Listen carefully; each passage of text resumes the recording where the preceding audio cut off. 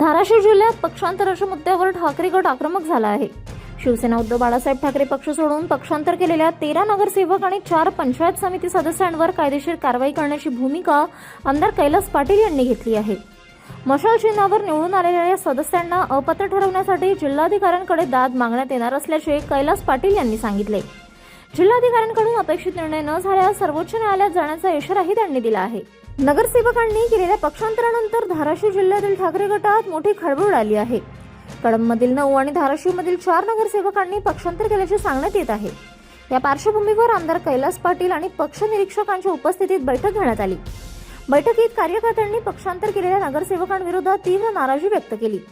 संबंधित सदस्यांवर अपात्रतेची कारवाई करण्यासाठी कायदेशीर लढा देण्याचा निर्णय घेण्यात आला। त्यामुळे आगामी काळात हा पक्षांतराचा मुद्दा आणखी चिघळण्याची शक्यता आहे।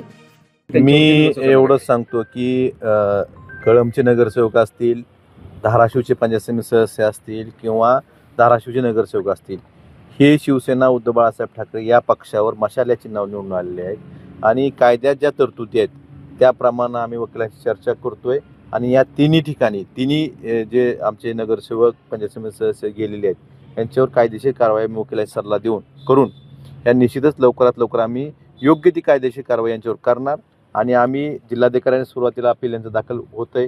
जिल्हाधिकाऱ्यांकडनं ती गोष्ट 3 महिन्यात निकाल लावून घेण्यासाठी जर त्यांनी वेळ लावला, सत्यता ती लोक अशा लोकांवर दबाव टाकतात तर आम्ही उच्च न्यायालयात जाऊन ह्याला सुद्धा आम्ही एक कालमर्यादा ठरवून देण्यासाठी उच्च न्यायालयाला विनंती करणार आहेत आणि वेळेत निकाल लावून त्यांच्यावर जे शिवसैनिकांशी, सर्वसामान्य मतदारांशी आणि जो घात केलेला आहे त्याचा आम्ही यांच्यावर कायदेशीर कारवाई करून ह्यांना अपात्र करण्याचा प्रयत्न करणार।